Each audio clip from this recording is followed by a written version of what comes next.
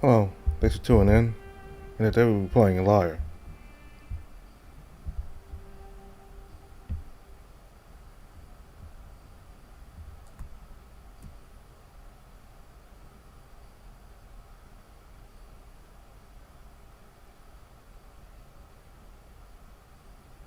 It doesn't feel like I got as much sleep as I hoped. As I slowly wake up, I slide my legs off the gritty stone bench.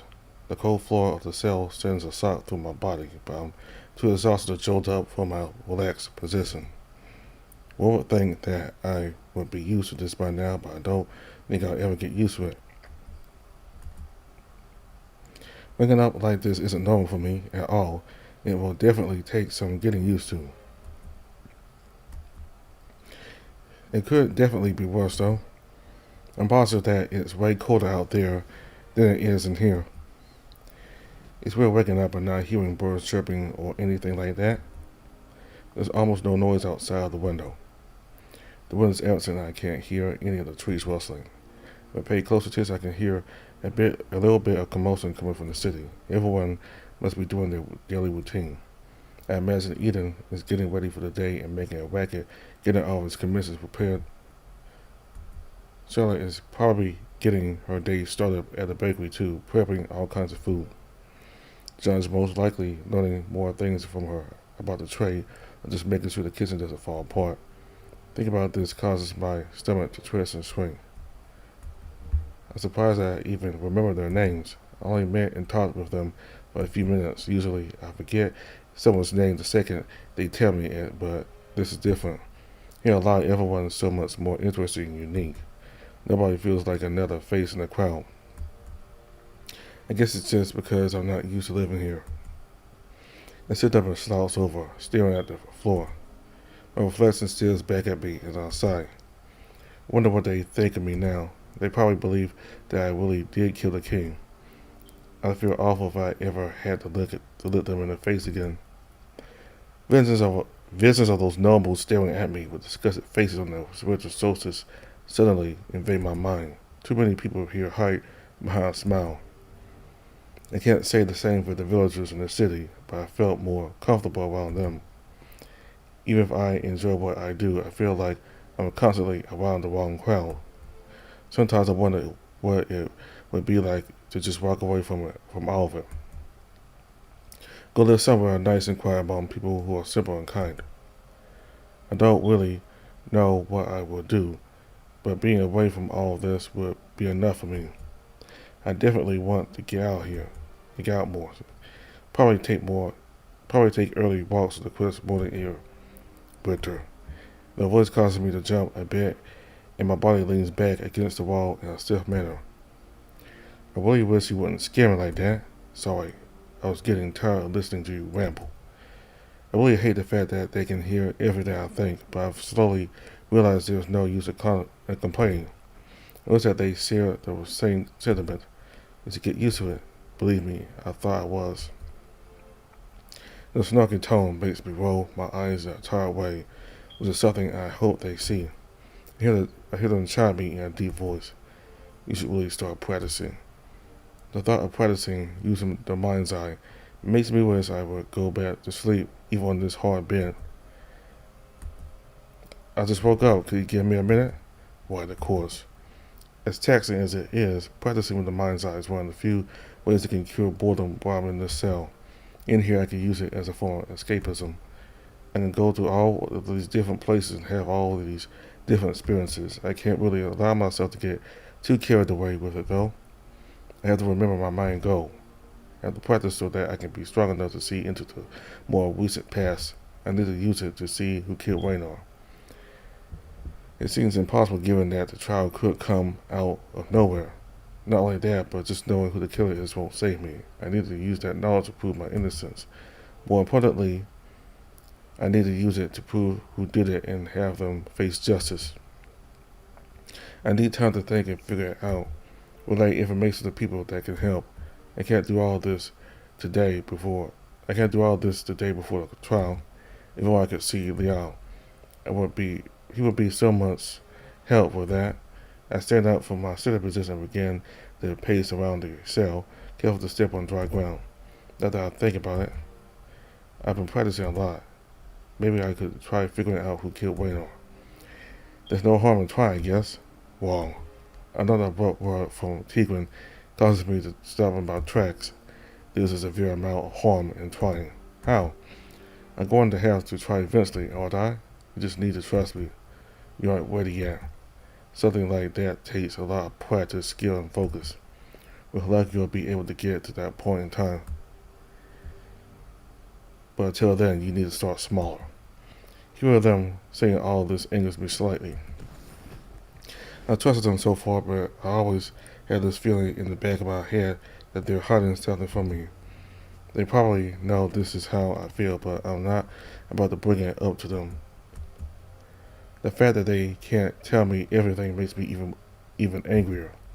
It doesn't seem right. And let out a sigh of defeat. Fine. I trust you, but you better not give me a reason not to. I can try. I sit down on the floor, crossing my legs and slouching over. I always have to have the last word, I guess. Staring into one of the puddles, I can see the reflection on the window. Dim sunlight shines into the room, giving everything a chilling glow. Is there anything in particular I should start with? That's your choice, but I will try to be a bit more imaginative. Lately, your visions have been a bit too personal. They've also been based off of recent experiences or confrontations, and there's something wrong with that. So what? You need to truly try and test your boundaries. Reach out beyond the horizon and take hold of a memory or feeling. It could be an experience you've always wanted to have or something lived by someone you met a long time ago. Something near and dear to your heart. They pause to take a breath on something new. Visions like this, they're like fuel for my avatars. I press my finger into the dirt on the floor and draw a line. Is there a reason why that happens? It just helps. I wipe the dirt off of my finger and lean back. Okay, I'll try. I feel a warmth run through my body as I relax and concentrate.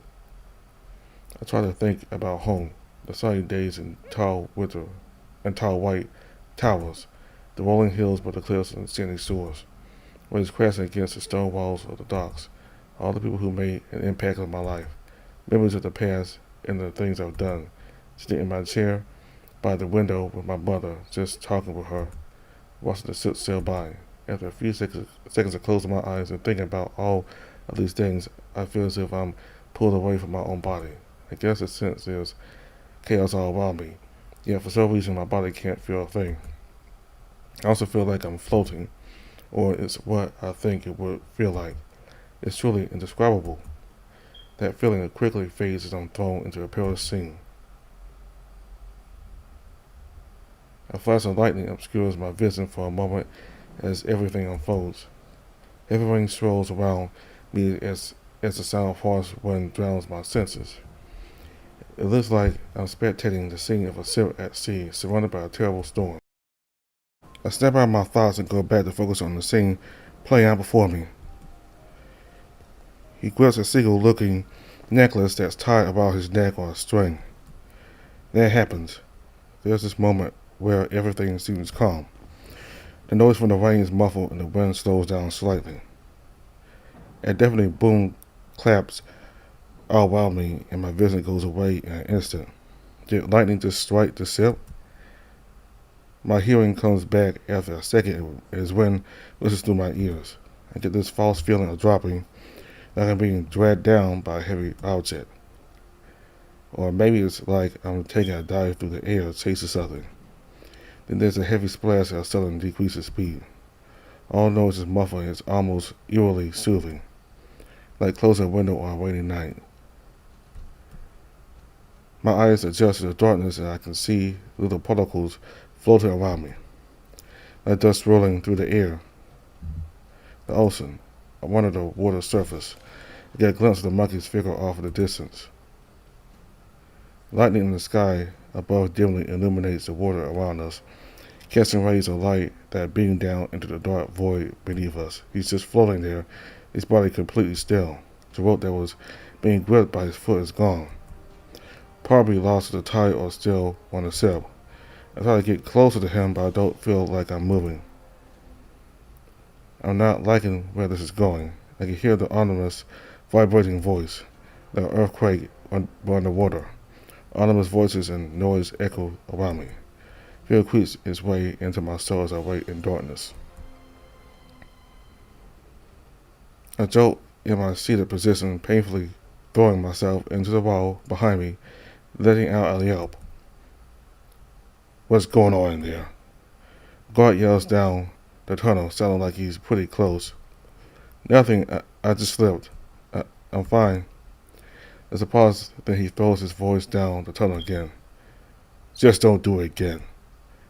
I hear his footsteps travel back up to the corridor, and I stand up, resting my head near the window. Are you going to say something, or do I have to ask? I quickly whisper this under my breath in an annoyed tone. There's silence. It's a very long silence, and at first I think they didn't hear me. Then they speak up. There are just some things that I'm not allowed to explain to you. What the hell was that? Who was that? Why were you there? More silence. Look, I've been nice so far. I've been going along with all of this, knowing that I could very well be in a lot of trouble. The least you could do is be truthful with me. This gets them to speak up. I am being truthful with you. It doesn't really feel like it. I hear them take a deep breath. Richard, please. I've already explained all of this before. I'm held back from doing certain things, saying certain things. It could cause a lot of trouble. It's not my place to give you knowledge, only the ability to seek it out yourself. I grip one of the rusty iron bars in my fist, running my other hand down my face.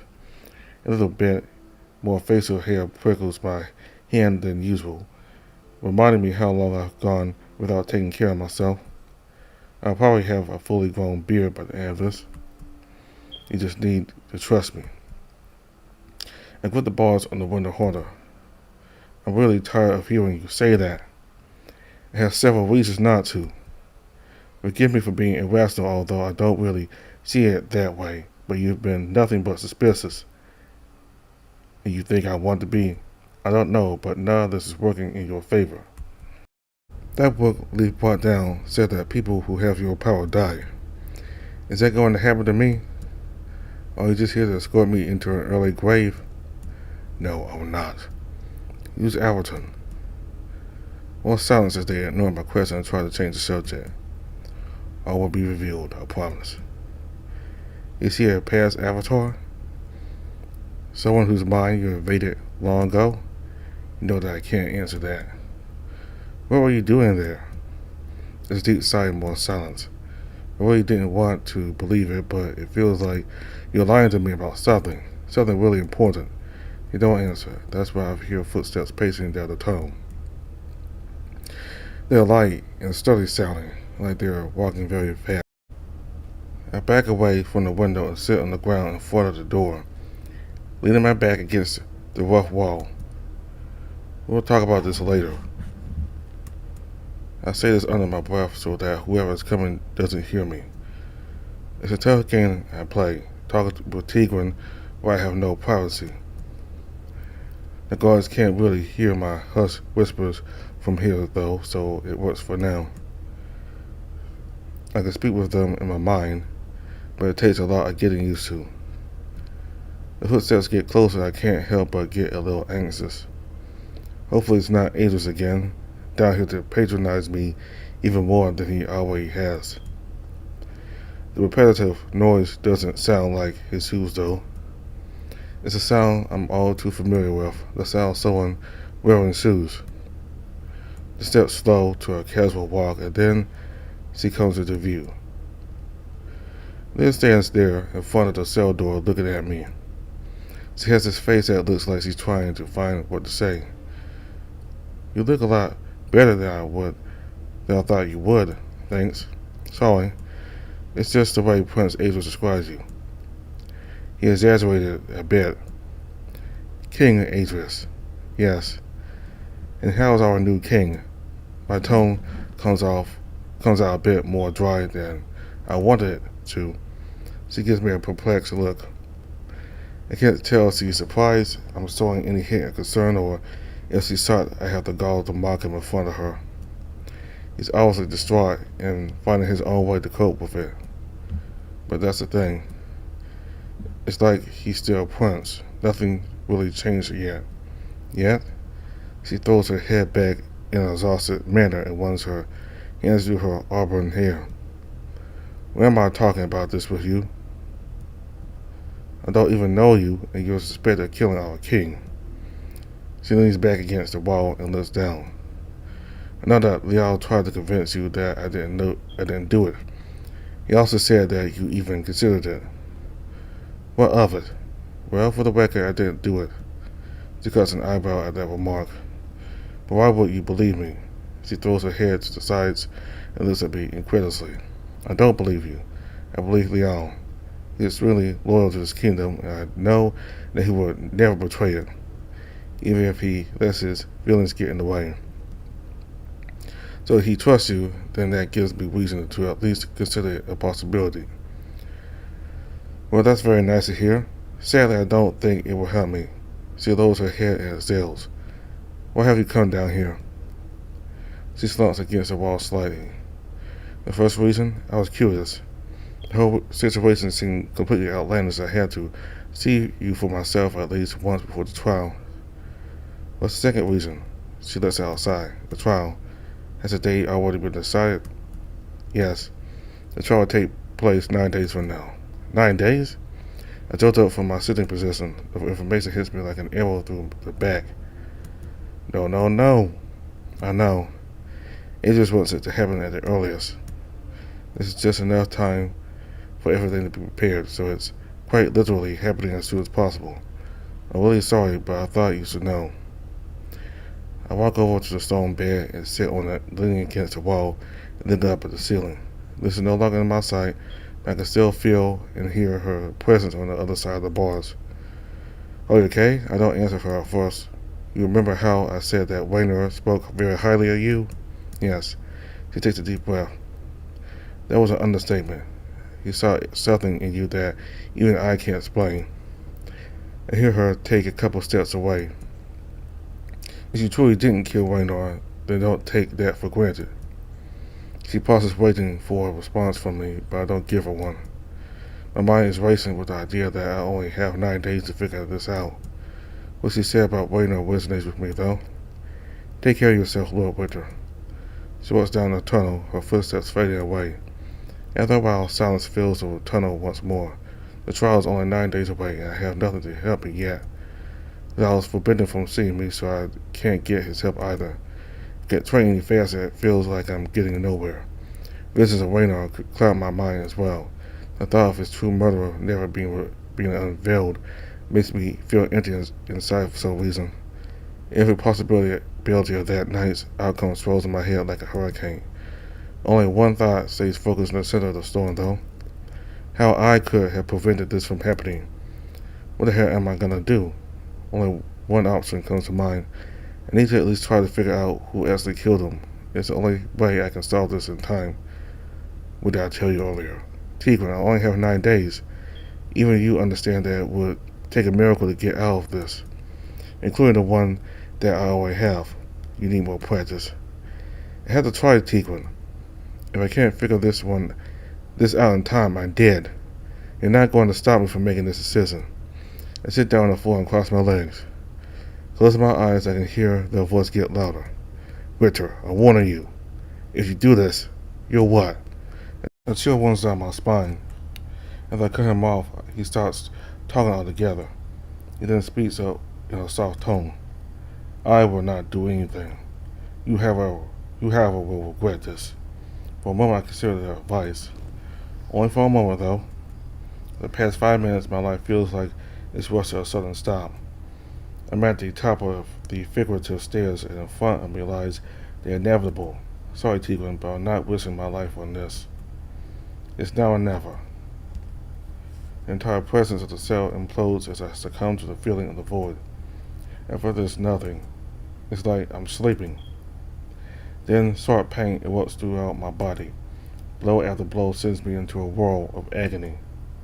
My body feels like it's being ripped through all of reality as I know it.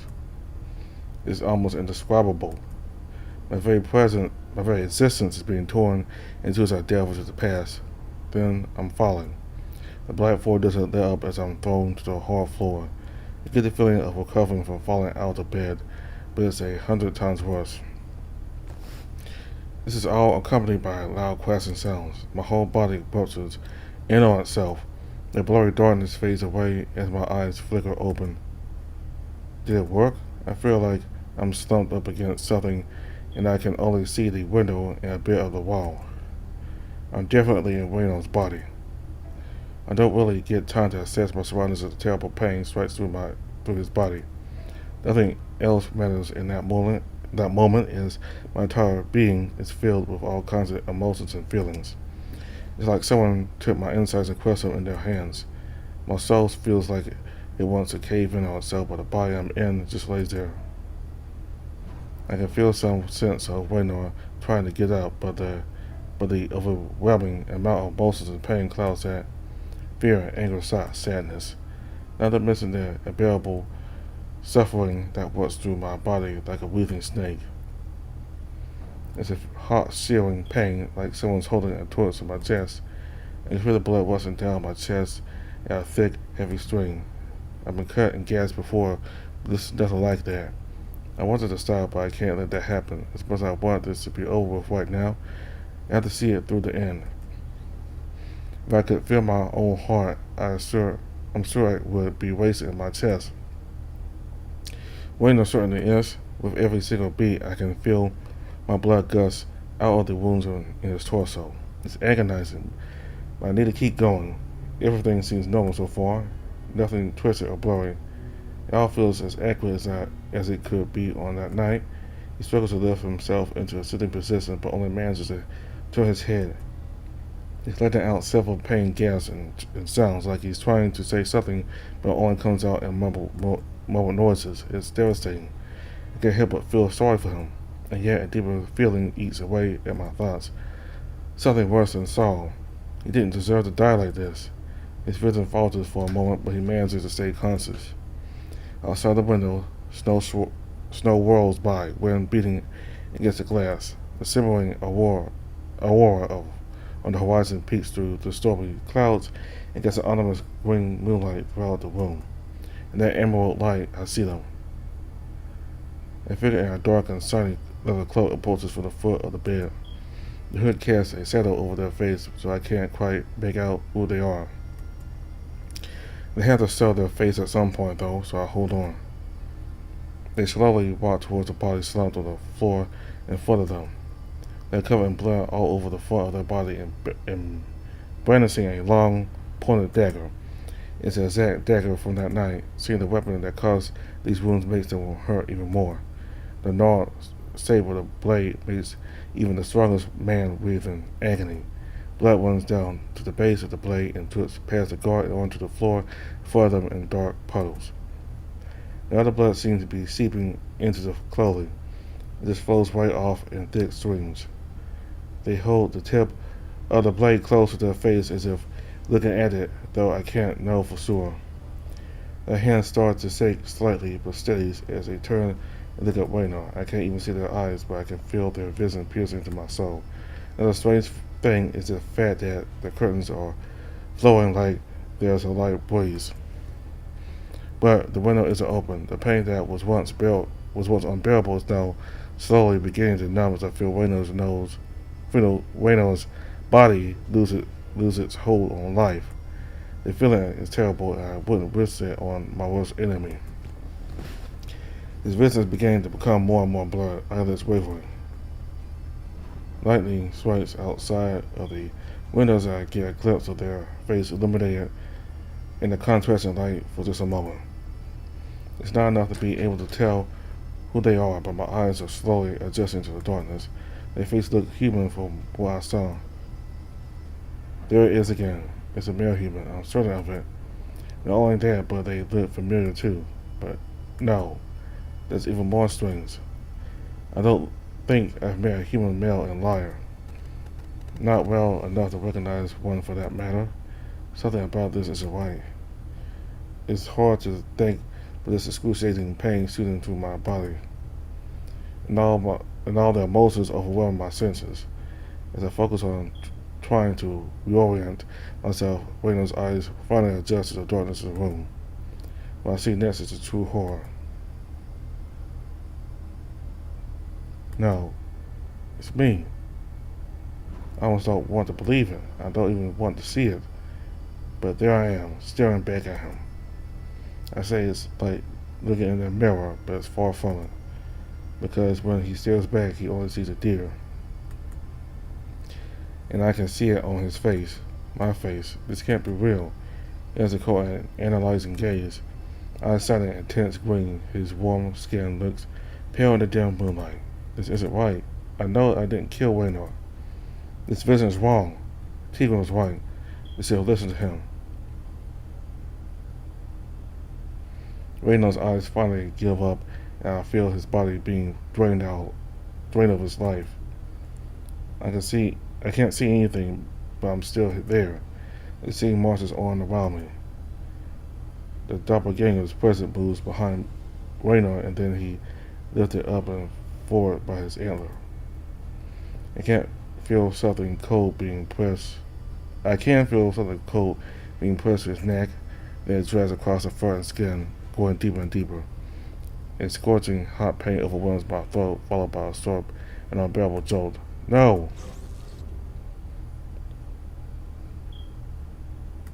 My mind is torn out of Raynor, and I'm back in the cell.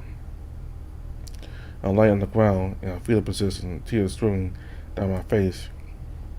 They soak the ground beneath my head, and a bed of mud sticks to my face as I lift myself up. The pain in my chest is gone, but my heart is still racing. The only thing that hurts now is my head. It's several times worse than any of my more recent headaches. The constant pounding against the side of my head like someone's banging rocks against it. Are you okay? Why would they ask that? They already know how I feel.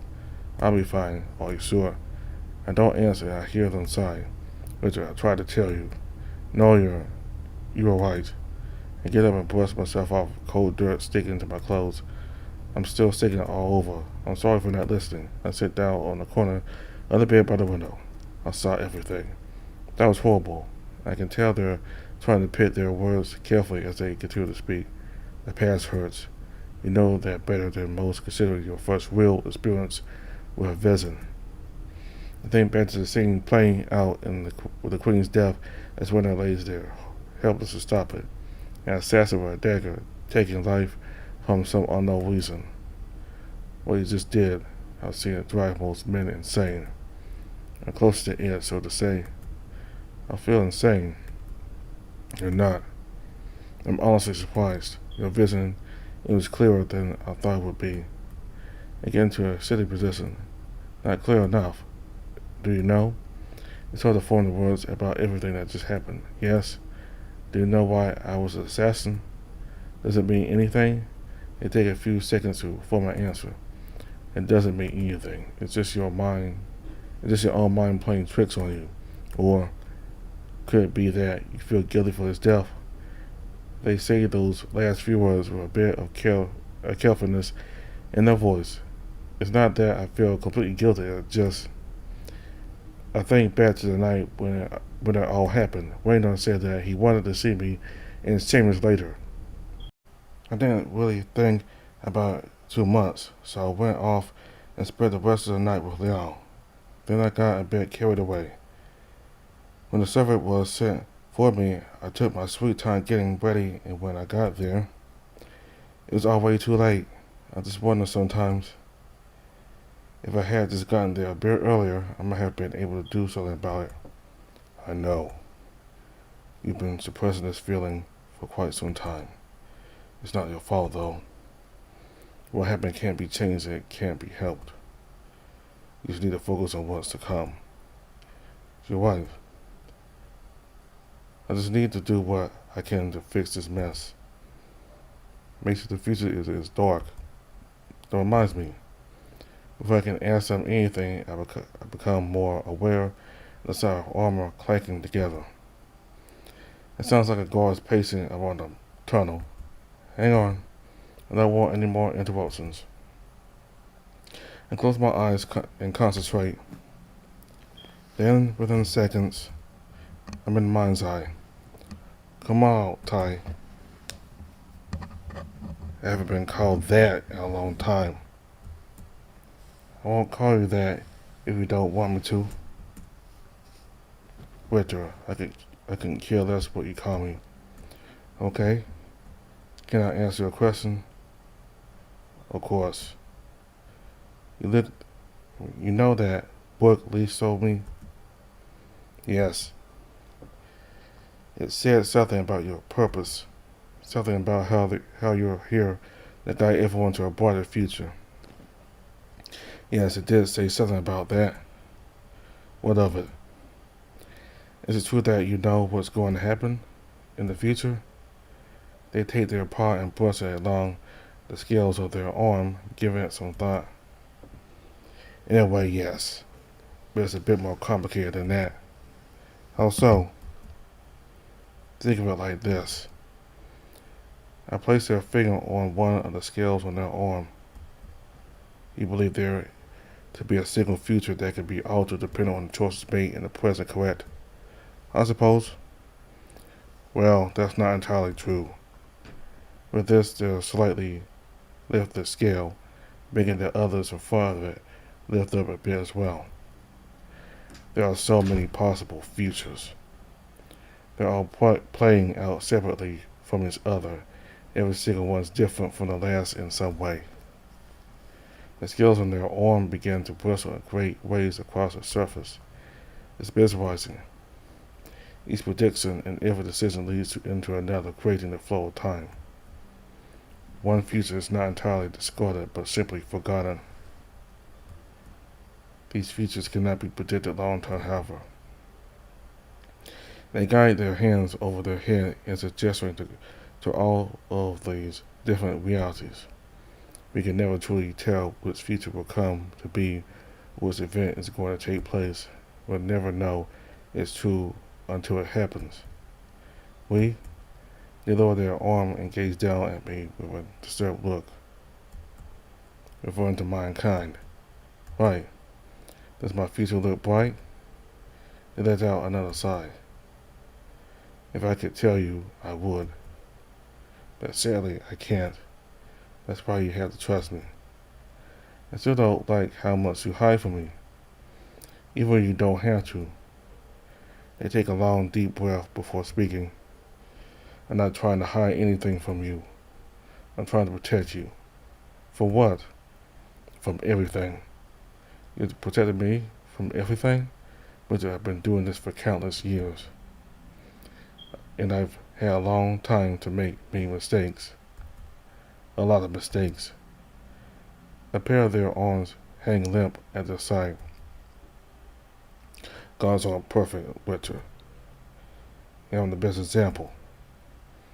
I take a few steps toward their towering form so I can get a bit closer. Yes, but you've done a lot more good than bad, right? They look at me with a dark-hearted gaze. Of course, but I can never make up for all of it. Their chest heaves and they relax a bit. This is what it is, Richter. This is what it is to be a god. They are sheep, and you are their shepherd. Except there is no wolf, only the sheep. You sit there trying to stop the rams from killing each other, to no avail. For only a moment I catch a glimpse of sadness in their eyes. It quickly fades away, however. I never thought of it like that. It's just the way things are. Us gods can only help from the shadows. We cannot interfere with mortal affairs too much. Tigran, may I answer a question? Their smile turns into a weary frown. Yes, I will try to be as open as I can with you. Who is Alverton? As the name slips from my mouth, I see their eyes stare off into space. They shake their heads slightly in answer. You truly must know. I feel it is only fair given you were able to unearth that vision to begin with. Not only that, but I was the one who pushed you to try for something a bit new. Their arms waved to and fro as if at this point they were talking to themselves. Then they looked down and cleared their throat, beginning to speak. You've heard the name before, have you not? It's an old name, but yes, I have. There is an island not too far south from where you currently are. Alverton Isle, to the east of Grimlock. Yes, the island was named after him. Over 1,000 years ago. 1,000 years. I didn't want to believe it at first, but it all makes sense. I think that I can see that far into the past. Was I right earlier? Is Alverton one of your avatars? A thoughtful look glazes over their eyes. Alverton was the first. He was my first avatar. What were you doing in that vision? They crossed their arms. Instead of asking questions, just let me tell you what I know I can. Okay. They lowered their arms and continued in a slight sigh. He was not only my first avatar, but the introduction to my existence. I would have done anything for him, even considering he's the reason. The reason for what? This is why I don't like to tell stories. Their faces frozen as they whisper just under their breath, but they continue. The point is, you have a lot to thank them for, and a lot to learn from them. I believe it to be beneficial for you to study their past. Study their past? Shouldn't I be focused on studying Reno's past? Of course. But when you find the time, I was just looking into his past. The mind's eye starts to slowly fade around me. Wait, I just have two more questions. Yes. First, when I was seeing into Alverton's past, I wasn't viewing it from his perspective. I was just floating around him like a ghost. Is that because he, too, is an avatar? Tegan placed a hand under the chin with an impressed look. Very good observation. Yes, that is the reason. My last question. Would it be better if I tried to see that night through the killer's perspective? They tilt their heads slightly and raise a hand. No. It would be even more difficult. You know, King Raynor was killed that night, so it's easier to envision it. But you don't know who the killer was. Trying to see a vision of that would be much harder. You'll learn that this applies to most visions of the past that are so recently laid out on the flow of time. That makes sense. Another reason I'm regretting that proposal is the fact that I'm not very eager to play out the scene of killing Raynor. Even if I'm not the one doing it. Okay, I think I'm ready to leave now. I need to rest after everything that just happened. They nod. Very well. I'll leave you with some advice before you go. Your only limit is your mind.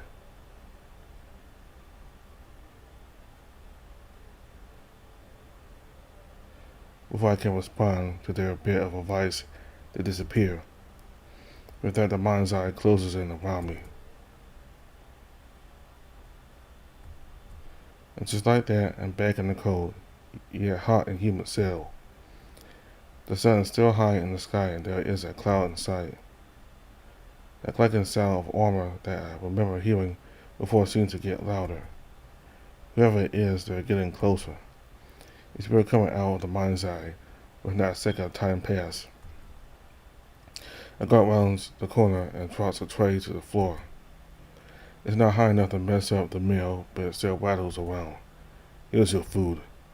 There's a wooden cup of water and a bowl of porridge with some greens on the side. A piece of parchment placed on the tray slowly drifts to the floor and lands in a puddle. The guard lightly kicks the tray so that it slides underneath the barred-off door. He then laughs to himself softly as he walks away towards the entrance of the dozens. I rise from my seat and go to pick it up. With a twitch from it, but still legible. Before I can even read the letter, my eyes glance down to see it's signed by Leon. Seeing his pretty handwriting messily thrown onto the paper fills me with a warm feeling. Just words of assurance or another made me smile in this lonely cell. What I would give to have him down here with me. He could take off all that cold armor and hold me against his warm body. I'd sleep much better if that were the case. As I walk over to the pile of hay where I like to store things, I remember the medicine Leaf gave it to me. My head is still aching for that nightmare of an experience from earlier. I slide the letter into the pile and pull out the small vial of pellets. I put out the cork and pop one in my mouth. It has a sour taste, but I quickly swallow it down using the cup of water. I'm not very hungry right now, so I just walk over to my bed and lie down. I just need to rest my head for just a bit. What happened earlier took everything out of me. Thinking about it won't do me any good right now. Once I wake up, I'll figure it out.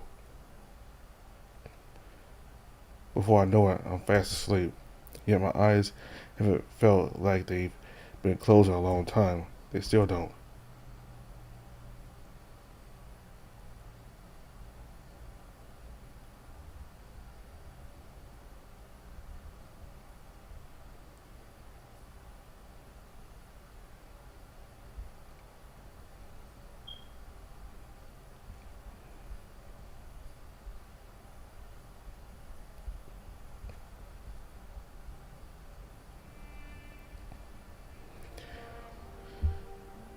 So next time, we'll begin chapter 10, and we'll be going through Lyre's perspective.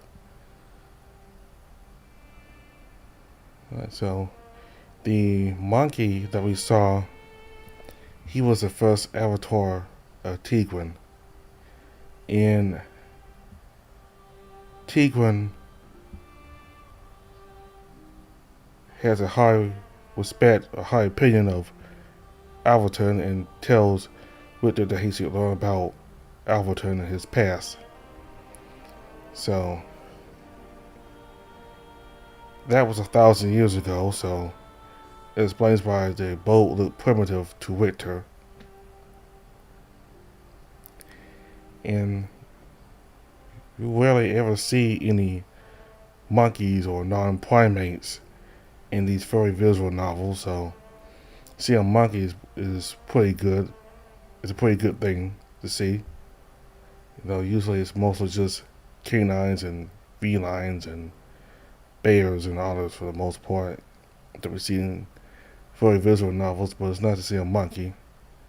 It's something different for once.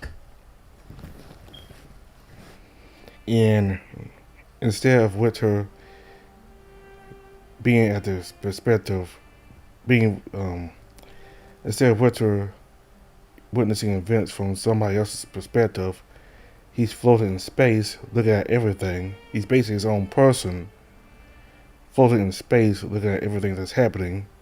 And the reason why is because the monkey, Alverton, is an avatar himself. So, as an avatar himself,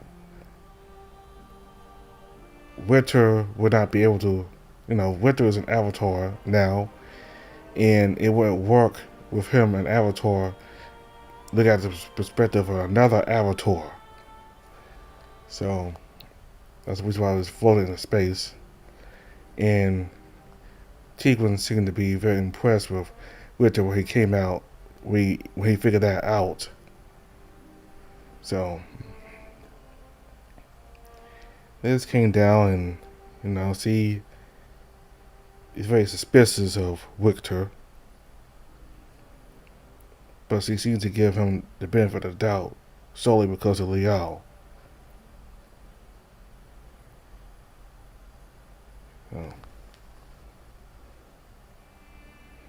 The trial is 9 days away. Hopefully, Richter will be able to train fully by then.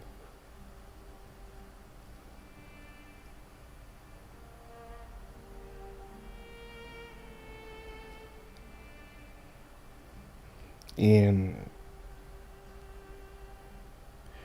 that vision Richter had from King Raynor's perspective as he was dying in his room, that hooded person appeared to be a human, and that human was Richter. But that was not true because Tigran told Richter that not to do that, not to look at that experience because it may not be accurate. And Richter regretted doing that, and he told Richter he was sorry. So obviously it wasn't Richter, so he needs to train more so his visions can be accurate.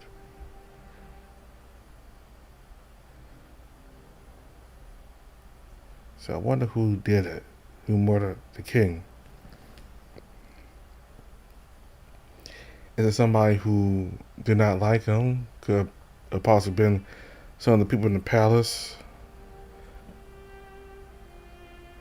Maybe one of the bandits somehow was able to get into the party and pretended to be somebody of importance and managed to get to the king and kill him. I don't know. We'll just have to keep playing until we figure out who the murderer is. So all the information for the games in the description box below. Thank you all very much for watching. Goodbye.